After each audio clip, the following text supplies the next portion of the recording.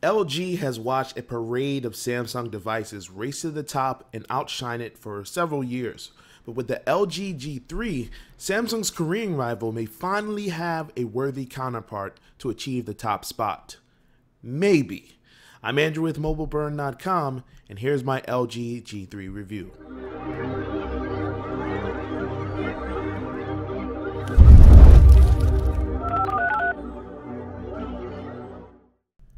The G3 is an optimized version of everything we've seen from LG in the past year. It has a large display, a thin profile, and a button-free frame with a hard metal-like feel to it. It uses what LG calls a floating arc, which is a fancy way of saying it curves gently from end to end and manages to make something that's large feel less daunting.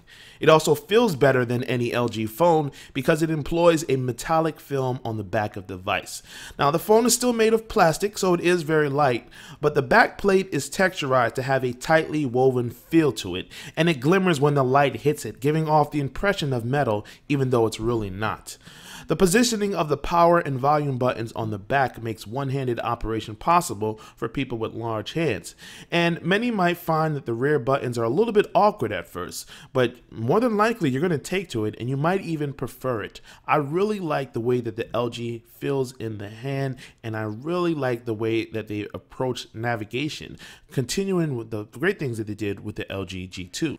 While it's nice to have a new and improved body, which the LG G3 most definitely has, the headline feature here is a Quad HD IPS display. LG raised the pixels per inch bar to an unrivaled 534 on its beautiful 5.5-inch screen. That's great, except it's almost never going to be noticed. The G3 has one of the most dense displays out there, assuring you'll never worry about pixelation or text not looking as sharp as a knife. But it's not that much better than the 1080p screens that we've seen for the past year. And you really only appreciate the difference when you're looking at specific QHD content tailor-made for this device. You won't see any difference when watching Netflix or YouTube, or even looking at your local videos or photos. You will see incredible detail when looking at the preloaded photos and videos on the G3, but that's a one-time trick. LG wants you to care about the QHD, but you'll be lying to yourself if you see any real value in a higher resolution at the moment. The real value is in the other areas that matter: brightness and color reproduction. On that front, the G3 is very bright, stunningly so, and it does very well when viewing outdoors if brightness is set to 100%. The colors are not as accurate as some other flagships, but that's a minor detail. It's still very good. It's just a comparison between saturation levels of one phone to another. And again, you'll only appreciate that difference when you hold the phone side by side. The bottom line is the G3 screen is fantastic, and the QHD resolution isn't nearly as important as you might think. What matters is the other areas of the screen that LG got right. That beautiful display comes in handy when gaming or trying to tackle the new version of the LG user experience. With the Snapdragon 801 processor, the phone typically moves with speed, and you might expect that from something with a 2.5 GHz quad-core CPU and 3 gigs of RAM.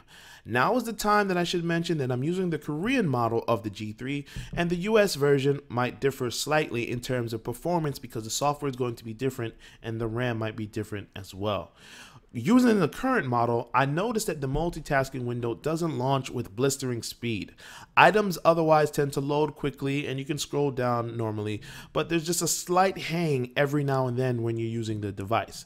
The performance isn't night and day compared to what we saw with the G2, and in fact, if you look at some benchmarks, which are artificial but just give you an indication, it's on par with the G2, mainly because of the QHD display not making it as fast when you use benchmarking apps. In real world usage, you should be fine using the device.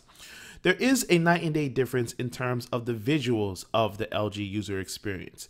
You've still got Q-Slide mini apps for multitasking. You've got an IR LED to use your phone as a TV remote control. And there are lots of gestures that you can use and features within menus upon menus upon menus. However, LG has gotten on the train of flat UI, so you can make navigating those menus a little bit easier. The flat icons and UI elements are much more pleasing to look at compared to what LG software was before. And when you look at apps like the music app or the gallery, which are a lot nicer to look at, a lot easier to navigate and switch between different sections of the app, you've now got the hamburger menu on the left with the hidden menu items.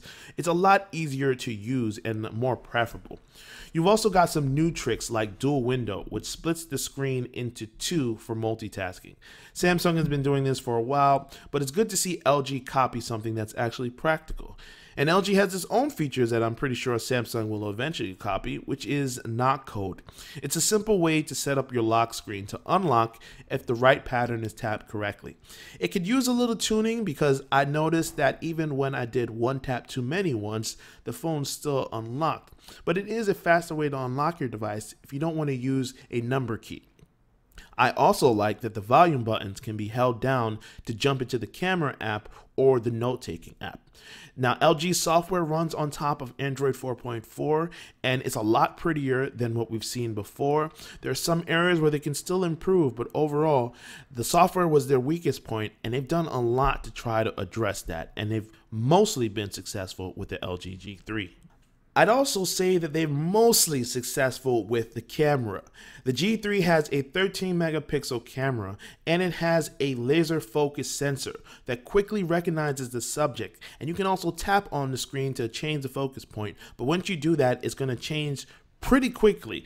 So if you've got a moving child or there's other things going on in the background, you're going to be able to take a picture a lot faster than you have in the past.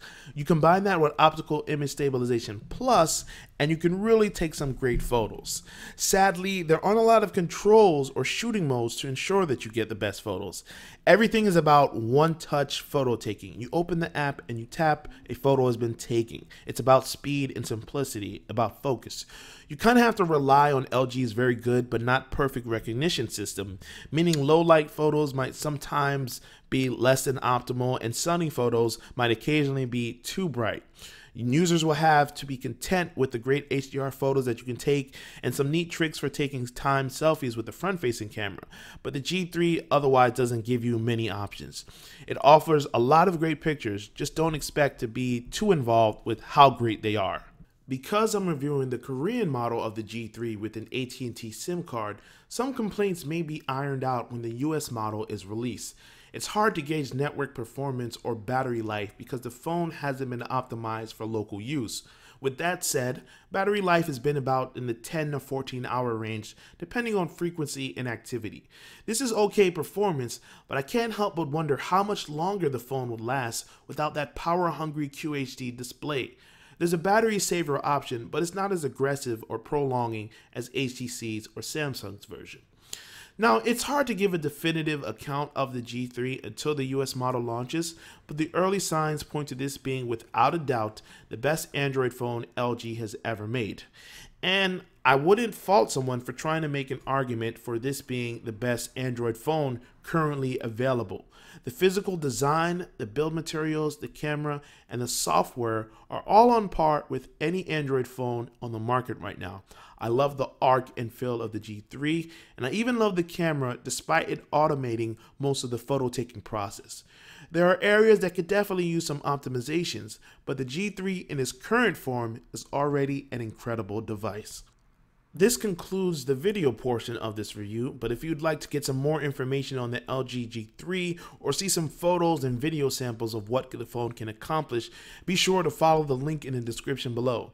I hope you enjoyed this video, and if so, feel free to click like and subscribe. Until next time, thanks for watching.